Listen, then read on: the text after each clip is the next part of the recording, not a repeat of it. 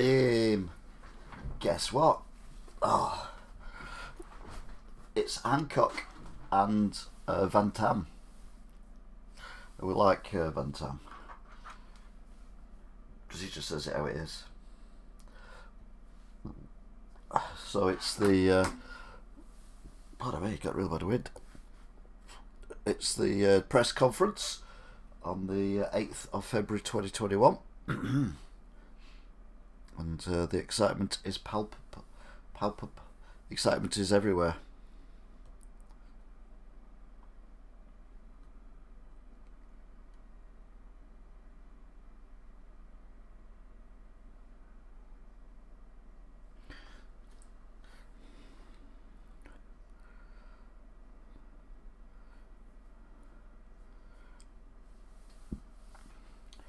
So just waiting for him to come on. I think he's doing a Boris. He's a bit late.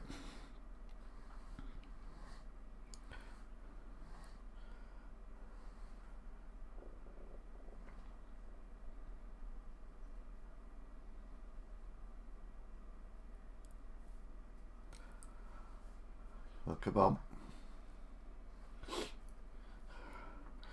The excitement is so much.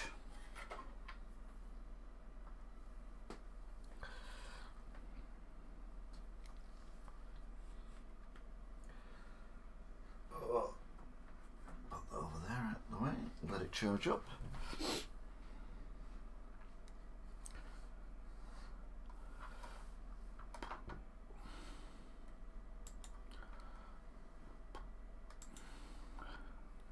Dum, dum, dum, dum, dum.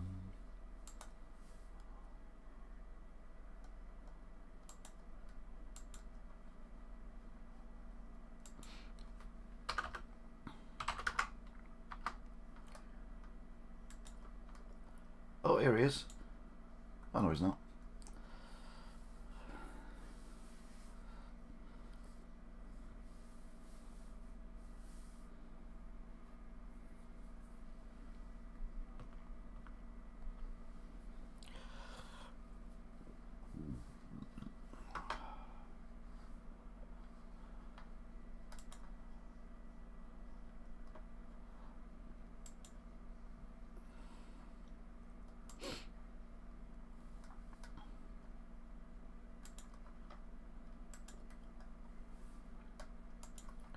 Oops, press the wrong button. Still not there.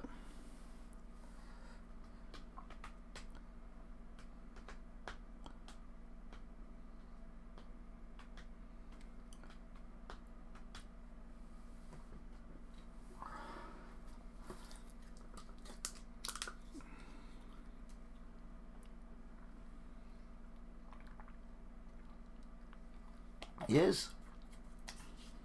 We expect Bojo to be late, but we don't expect Hancock to be late. He's normally on time. Yeah, just saying that's the reason why I'm doing this one, because JVT's there.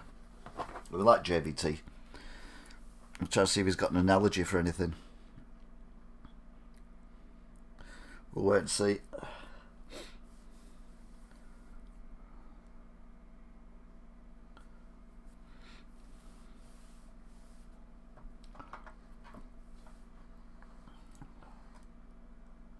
Golly gosh.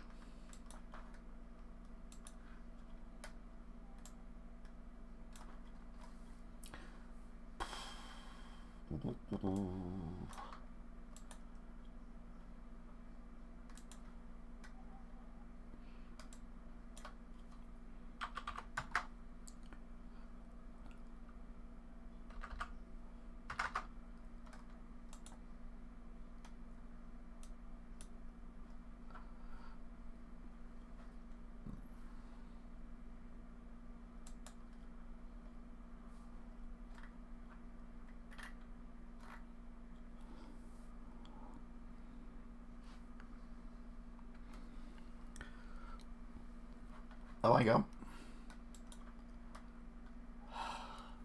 This is depressing. Come on.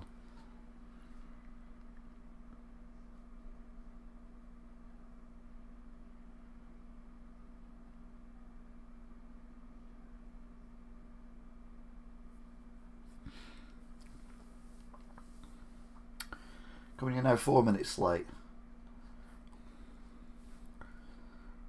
When I'm not late. I mean, when I'm late, they're not late, and when I'm on time, they're late. I mean, Boris beat me last time to the start of the broadcast. All I've got is this, which is very boring.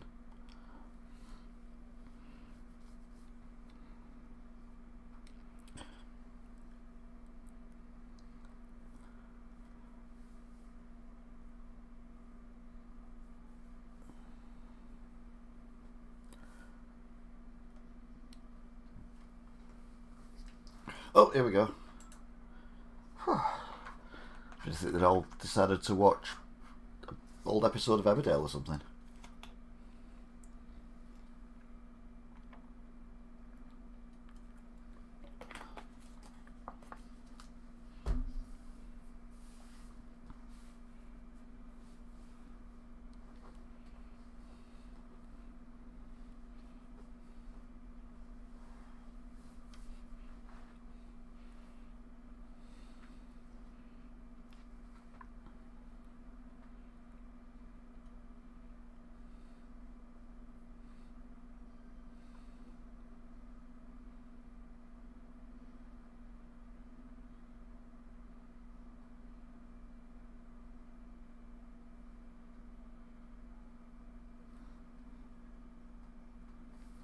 No sound from him.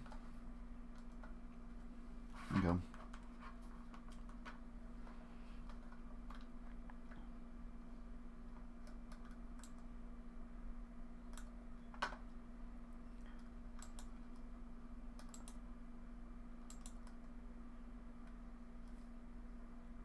I've got sound, and it's showing sound on there as well.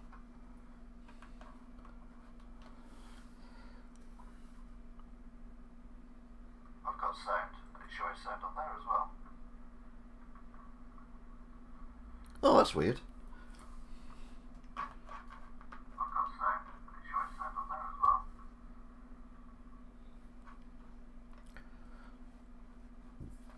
I'm getting back, don't worry.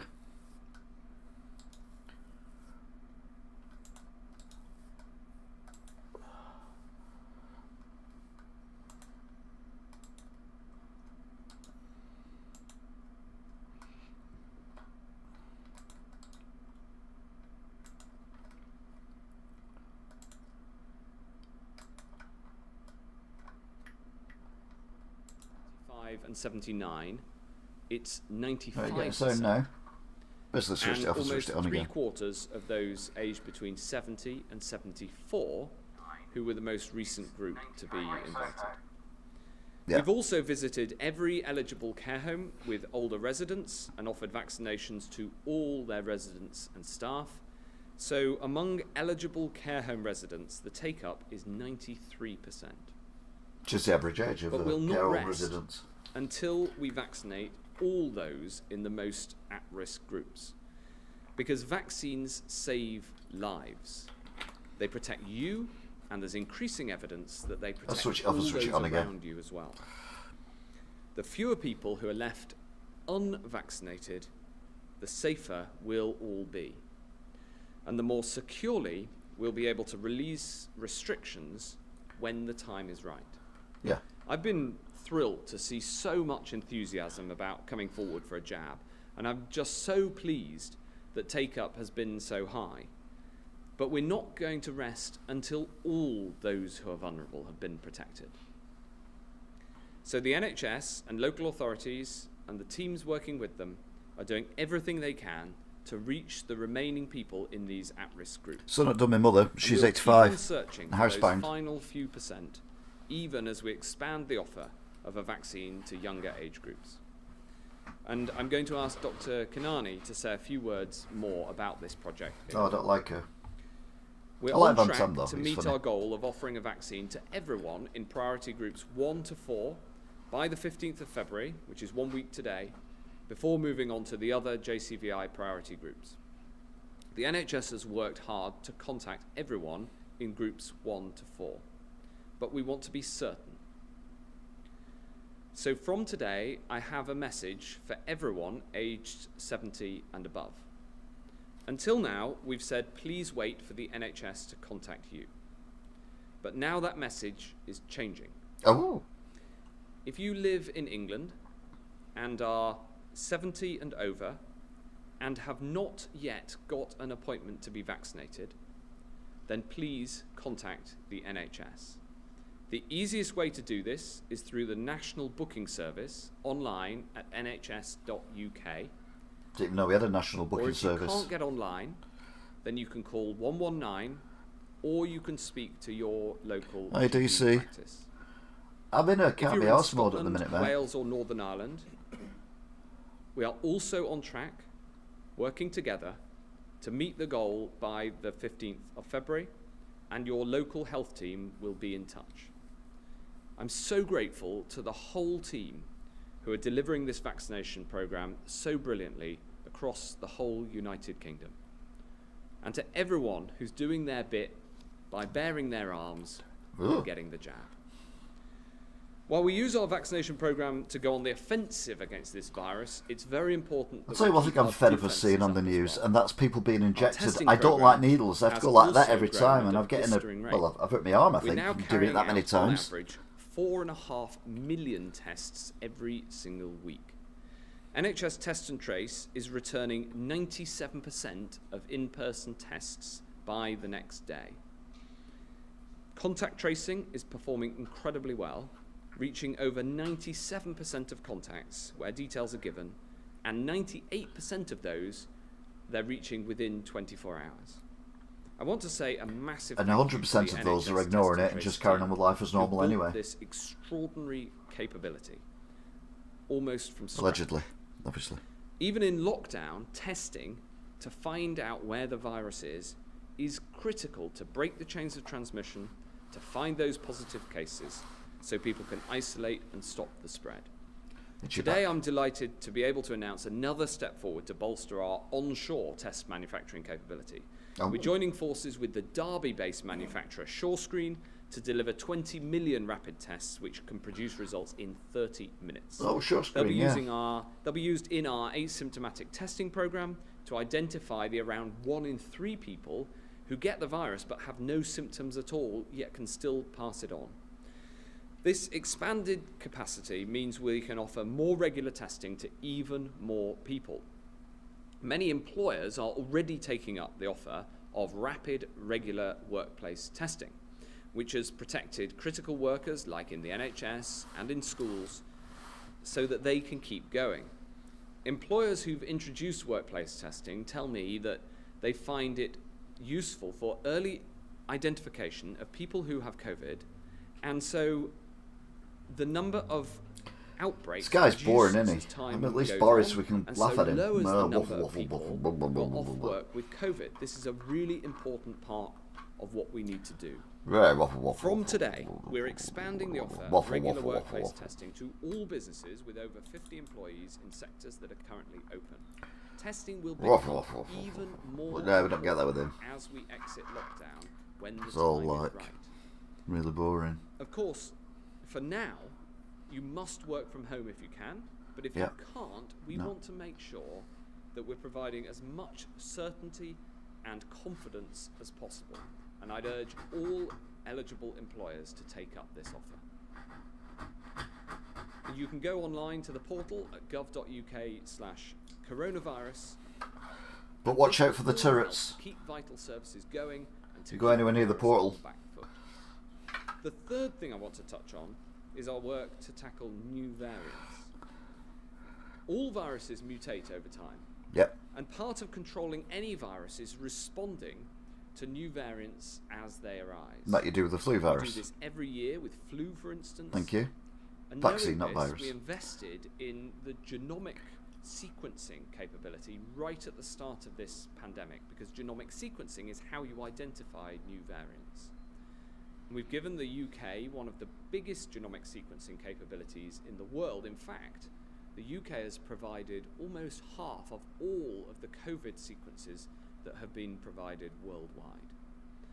This genomic capacity has allowed us to spot variants here at home and is allowing us to support others to detect variants in other parts of the world. We mustn't let a new variant undo all of the good work that Boris is GLaDOS is doing to protect people. Now, the first line of defense is to spot and suppress new variants aggressively wherever they're found. Hence the tougher measures at the border and the firm action we're taking in those small numbers of areas where variants of concern have been found in the community. Right, my problem with this is door-to-door communications you can't fly directly from South Africa. At the same time, since or the emergence of variants Brazil or whatever, late last year, but you can still say fly to America, then fly over from America. So it is imperative you got to do it with all of them and none of them. Program keeps pace with any changes to this virus. Professor Van Tam will be saying a little bit more about what we're doing. The work has 3 parts. First, the evidence is that the existing vaccines have some effect against new variants, particularly preventing serious illness and mortality. So the existing vaccine rollout is mission critical for tackling new variants too. Second, we're working with the existing vaccine suppliers on potential booster jabs, targeted specifically at the new variants to strengthen this protection further. Third, we're building onshore UK capacity, including cutting-edge mRNA technologies, to give us the ability rapidly to develop and deploy vaccines against any new variants or similar new diseases in the future. We've entered into a new partnership with the vaccine manufacturer CureVac to develop vaccines that can be quickly adapted as new strains are identified, just as we do the flu vaccine each year. Yeah. I am determined that we build this capacity right here securely in the UK to protect everyone across these islands, not just from new variants now, but in the long term too. We've agreed an initial supply of 50 million doses to add to the 400 million doses that are already in our vaccine portfolio, so we'll be prepared for whatever the future might bring. Of course, just think if everyone has about 5 injections for all these coronaviruses, we'll all be like cyborgs, like bloody Cybermen at this rate. So the essential message to stay at home and follow the social distancing rules is our best defense right now.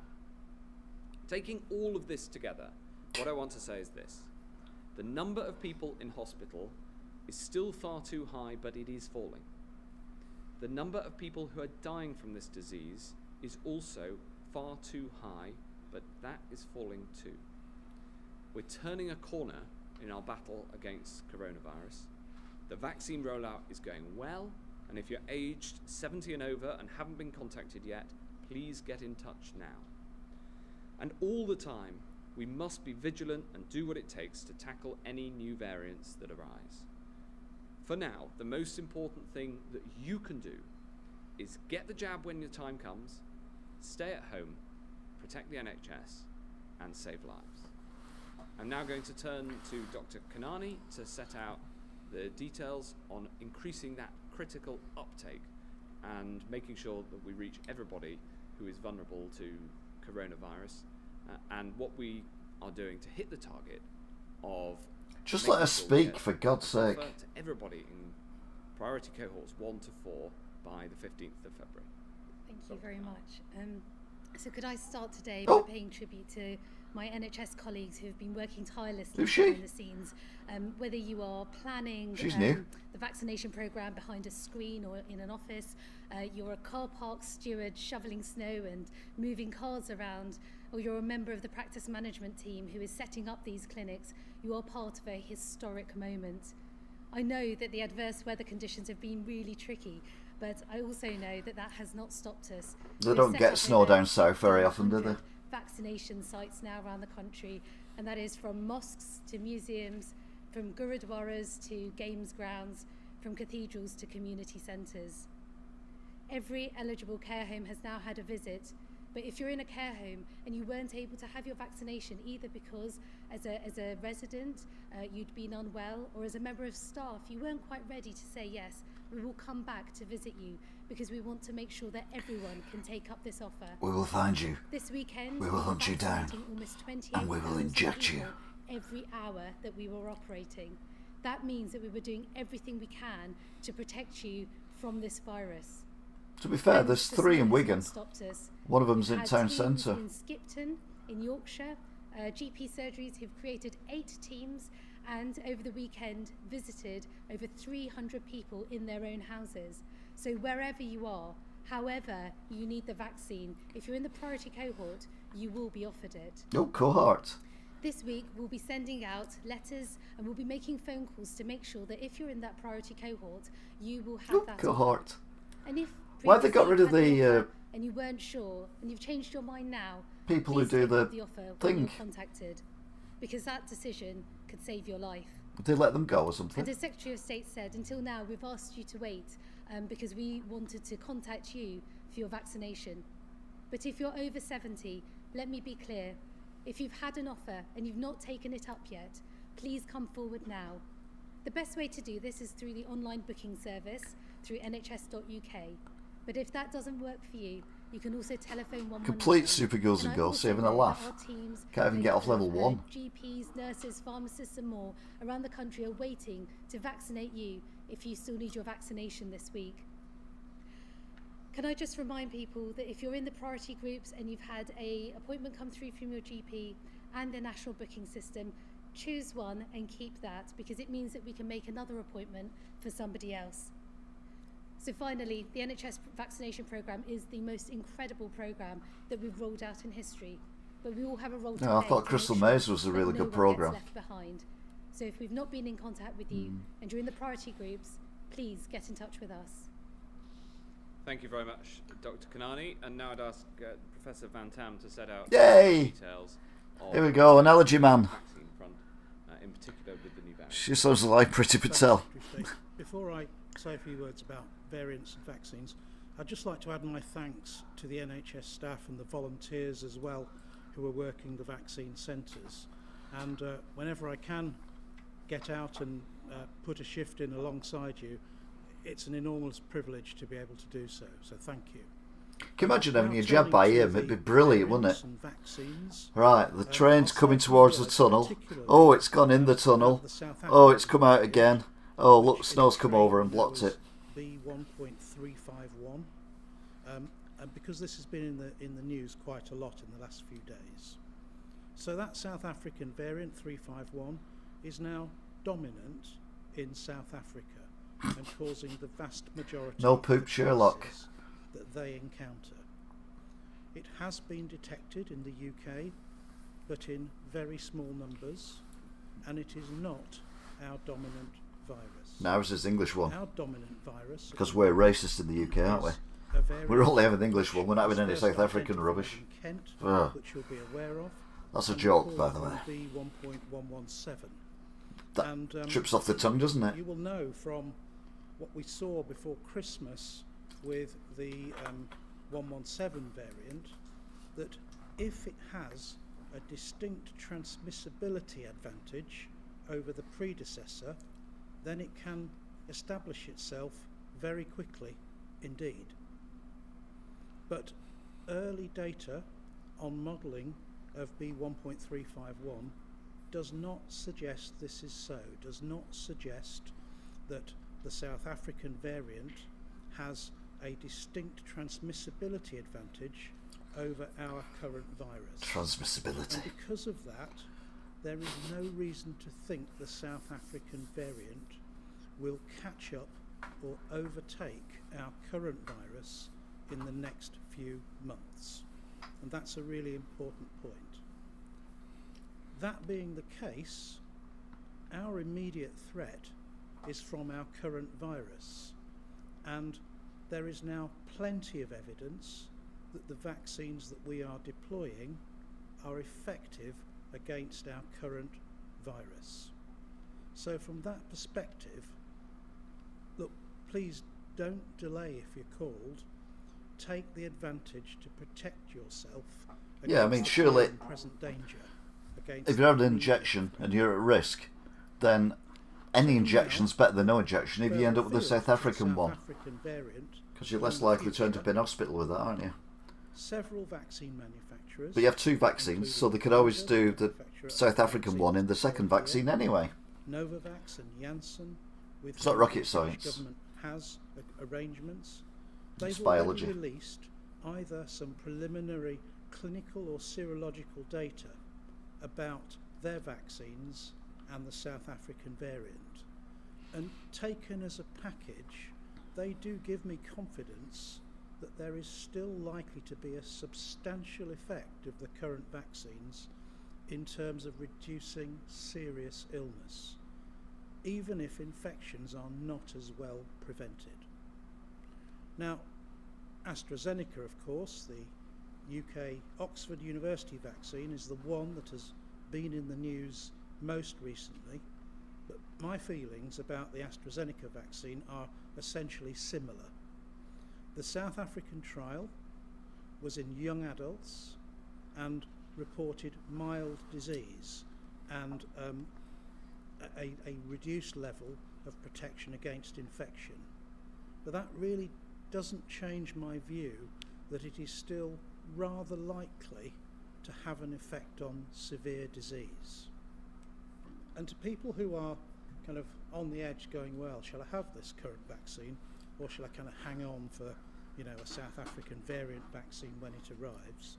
My advice to you is very simple. Do not delay. Have the vaccine that will protect you against the current. So I know 2 people have died from worry, this now. You can be revaccinated. In the last 2 weeks, 3 weeks. People who've had a full course of 2 vaccines, a revaccination is probably only going to require 1 dose. That requires some science work to confirm it, but that is my hunch. And you can be revaccinated, and we're taking a lot of steps behind the scenes to ensure that we can be in that position. That way, So they don't have a tragedy. thinking and Steps planning joke. behind the scenes Sorry. for needing variant vaccines at some point in the future? Absolutely yes. Just as variations to the virus were inevitable, it's almost inevitable that we would at some point need variations to the vaccine. So this is not a big fright, it's not a big surprise, it's something that we have anticipated for quite some time. Is it therefore reasonable to begin to frame our longer term thinking about possibly needing an annual or a biennial booster in high risk groups? Yes, absolutely it is. That's the right way to frame it. No decision's been made, not enough science information under the bridge yet, but it is definitely the right way to frame it. What does no science underneath the bridge yet mean? Panicky. That's an analogy I don't get. Kind of immediate problem. Oh, I love that. Please. An analogy try I and don't be get. reassured. The better watchwords are concern. Of course, we're concerned. Vigilance. Yes, we're hyper vigilant. And preparation. There is a lot going on behind the scenes that will become clearer over the course of time. Thank you, Secretary of State. Thank you very much, Professor.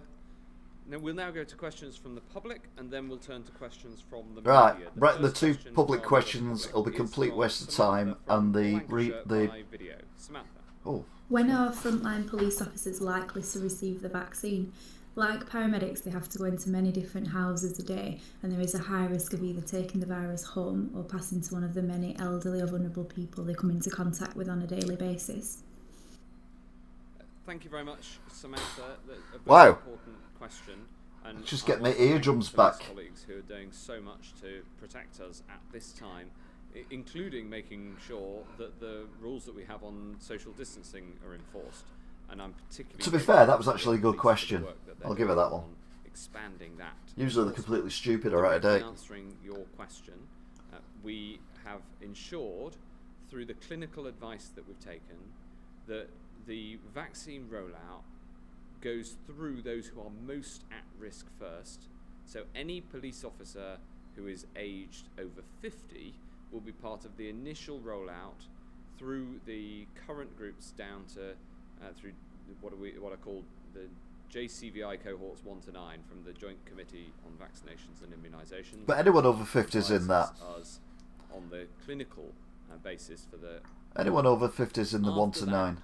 We will then look at what order we go next. But you've got to remember, we've still got to give everyone else a second vaccination as well. Of people who are in professions where you might have to be in contact with more people. So we've done and nearly 12 million vaccinations, but we have to do another 12 million those again to give them the second dose, even if it is a few weeks down the line.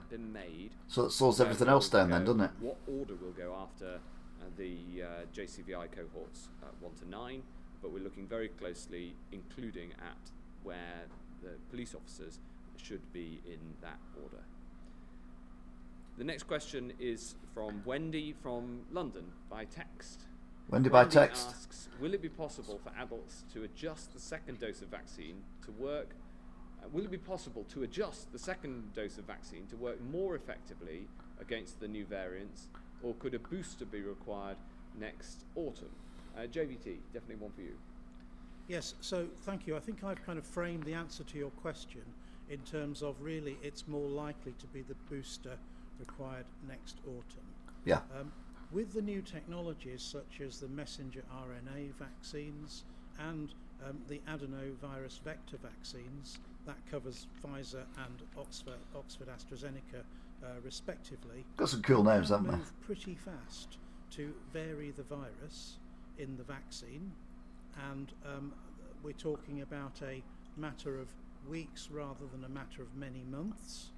Nevertheless, those vaccines still have to be tested in a small scale way to make sure that the immune response is the same as with the previous version, and then they have to be produced. So I think the notion in your question, Wendy, of adjusting the second dose to work more effectively is probably not one that's realistic, but an autumn booster, if required, is very much on our radar. But just to repeat the point again, your question kind of implies that the vaccines we've got aren't going to work against the virus we have. That is not true. The virus we have is I think they are still in the bridge. Identified in Kent, B1.117, and the vaccines we have are almost certain to work against that virus. Thanks very much, Professor Van Tam. Next question is from Fergus Walsh at the BBC. Fergus. Thanks very much. Question for Professor Van Tam. Do you think it will be possible to keep the South African variant largely suppressed in the UK? And also, what would your message be to people who may just see fairly scary headlines about about virus variants and their potential effect on the efficacy of vaccines? So, thank you, Fergus. We have small numbers of the South African variant in the UK at the present time. And as I've said, I'm not seeing, and the early modelling data do not suggest, a transmissibility advantage for this virus. So that being the case, it's not going to kind of overrun or overtake the current B117 virus in the next few months, or that is the most likely scenario. Come on, Fergus, change your question when he's already answered it. So from that perspective, I don't think that this is something that we should be concerned about right at this point in time, and I agree with you that the stories and the headlines around variant viruses and vaccines are a bit scary, and I wish they weren't.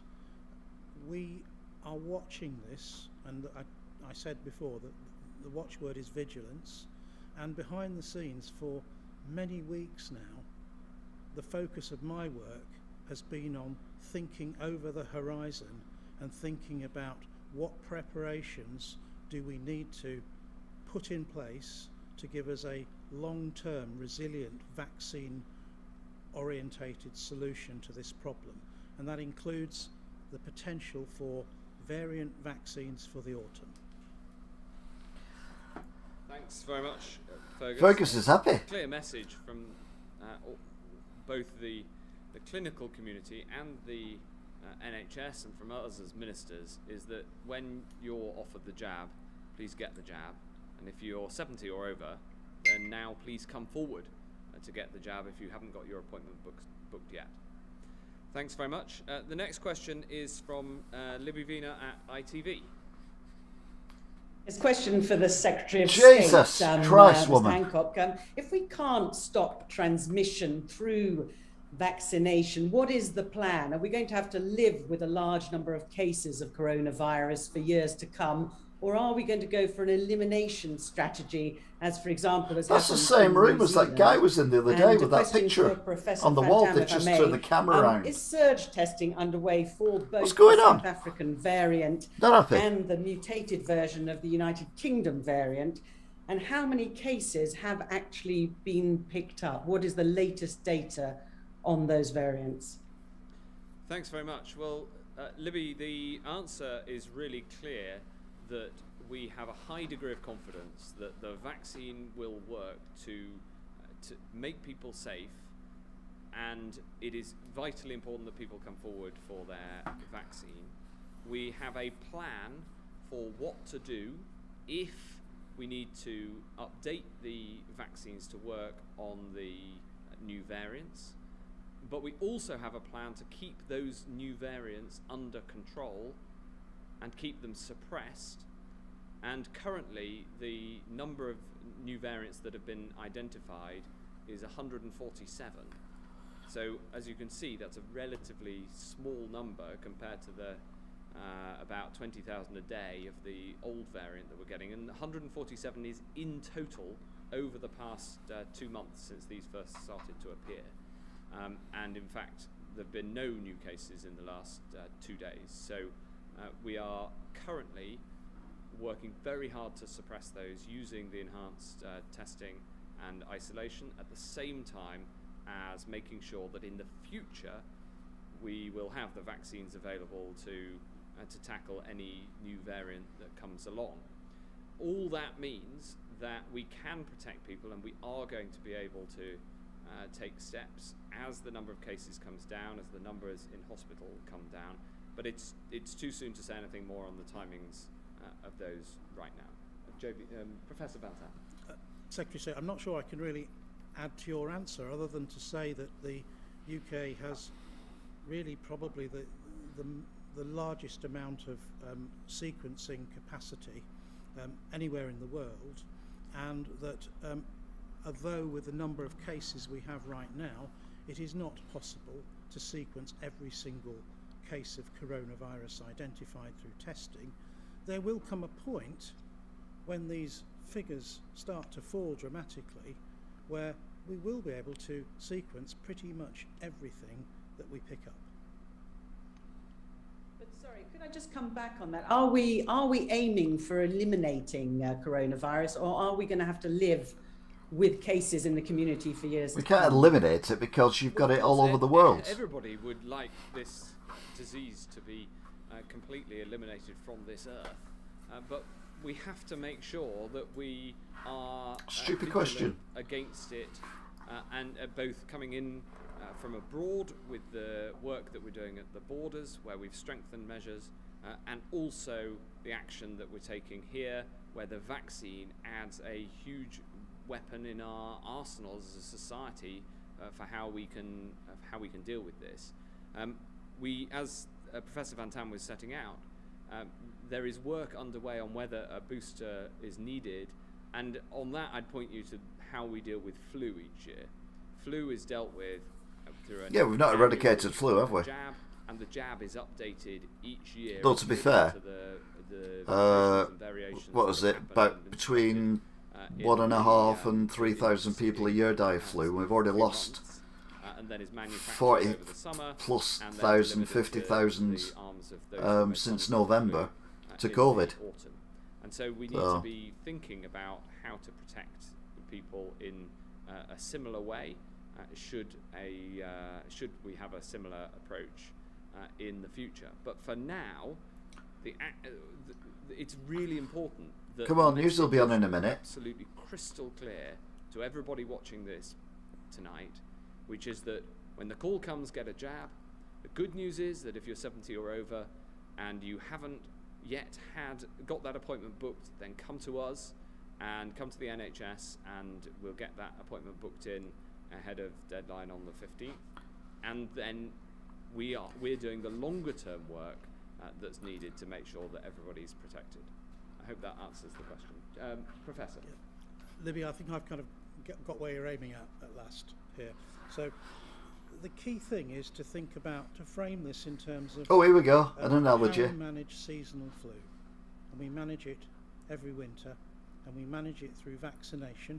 How's it holding that pen? We manage it through making sure that the disease burden doesn't overwhelm our hospitals. The key with this coronavirus is again through vaccination.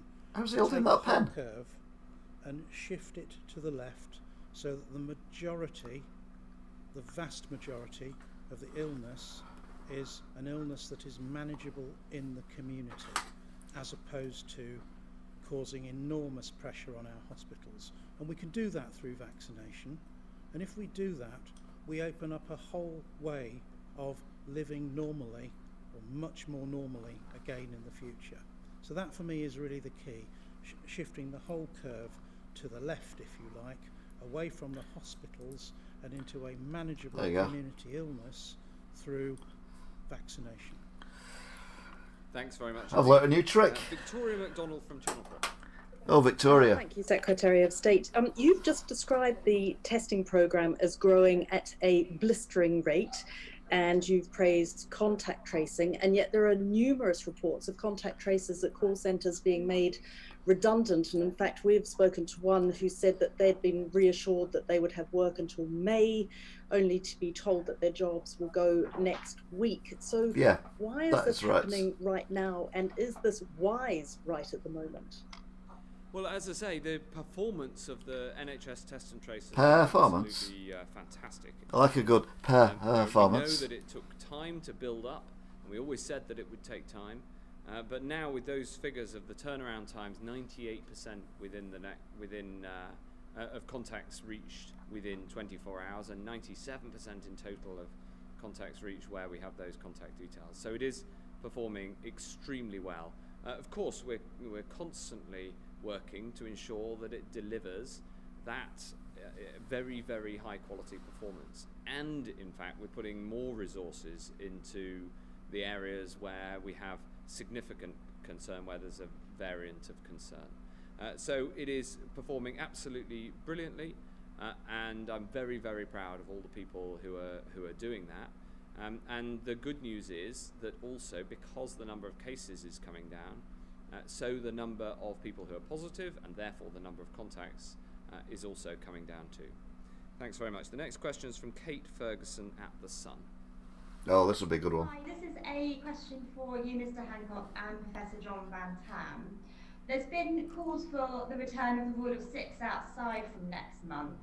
I wondered, can you give Brits any hope that this could happen? And is outdoor group exercise and socialising one of the safer restrictions to ease first? Kate, it's very tempting to get into this, but we're not going to get into this at all. It is too early to say, and it is too early to speculate on any of the measures that we might be able to take.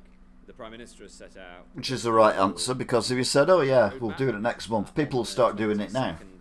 And then we'll just go backwards, won't we? All that we know by then, and I think we'll have to leave it there. We're not getting into any speculation about what might happen next. Thanks very much. Jess Elgott from The Guardian. Oh, she'll be fuming now. First time she's been on BBC One. Secretary of State, the Prime Minister said today that strict border controls are actually more effective once a country has a very low internal infection rate. So therefore, should people be prepared for there to be very tough, perhaps even tougher restrictions on travel until there is widespread international vaccination? And are we talking about months or maybe even years of that? And another to Professor Van Tam, if I may. Brits have been cautioned by ministers and by scientists that it's too early to book any summer holiday abroad this year. Would you say that it's also too early for people to book summer holidays particularly those with other households within the UK. I know we've talked about a Great British Summer, but now we know that a third booster jab might be needed in the autumn. Well, thanks very much, Jess. The fact that we only have seen 147 cases that we know of new variants here, other than the Kent variant, on which we know we have a high degree of confidence that the current vaccines work, means that we need to protect the country from new variants, but also that those numbers are really very low. You see that advert? I was fuming a few weeks ago. Ryanair, it got banned. It's been banned and they got fined as well. But the vaccination's here. Jab and go. Book your holidays now. Like, what are you on about? The reason it's important to get this set up now is that the proportion of cases coming from abroad at the moment is obviously very low. Not least because it is currently illegal to go on holiday anyway. And of course we want to lift these measures, as with all the other measures, as soon as is safely possible. Yeah, because they're not making any money if people are not working. We need to know more. The government need people to make money. Vaccines on all these different variants, and therefore, for now, the precautionary principle is the right approach. I don't know whether Dr. Kanani or Professor Van Tam. Every time he looks away, it goes out of focus, doesn't it? And I can't answer it. I think it's just too early to say. We don't yet have the readouts on the success of the vaccine programme, though I expect we just to start to see those within 1 to 2 weeks. Public health countermeasures, non-pharmaceutical interventions, social distancing restrictions, they will have to be released gradually. I said we'll be wearing masks and socially distancing for at least 2 years. But if they keep this lockdown until March, then we've got a chance of never having a lockdown again. But if they stop the lockdown now, it's just going to go woof back up again, and we'll have another lockdown in the spring. The more elaborate your plans are for summer holidays, in terms of crossing borders, in terms of household mixing, given where we are now, I think you just have to say the more you're stepping into, making guesses about the unknown at this point. And so I can't give people a proper answer at this point because we don't yet have the data. It's just too early. Thanks very much, Jess. And final question is from Alex Rogers of God for that. And Yorkshire Live. Alex. Good evening, Matt Hancock. You've announced a significant increase in testing to reach businesses today. Will small businesses, in particular early years and childcare providers who have been fully open throughout the lockdown, get any help to test their staff? Will employers be expected to pay for tests for their staff, and how much will it cost them? And my second question is 147 cases of the South African variant have been identified in the UK, including 3 areas of London as previously reported. Has surge testing successfully contained the variant from spreading beyond those 3 areas? And if not, where else in the capital has it been found? Thanks very much. On the second part of your question, thus far we have not found any further extension, and when we do, including whether that's through the extra testing that we've put in or through the core testing system, we will absolutely publish that, and it is it's very important that we publish that as quickly as possible so that people in that local area know that there's a challenge.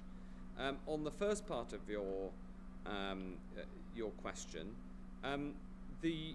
it's completely slipped my mind. You're going to have to ask it again. I apologise. Okay, sorry. I was saying, beg your pardon. You announced a significant increase in testing to reach businesses. Oh, yes. Will small businesses, in particular early years and childcare providers who've been fully open through the lockdown, will they get any help to test their staff? Yes. Will employees be expected to pay for it, and how much will it cost them? Yes. So this testing is free for now, and we're always looking to who we can expand this testing to.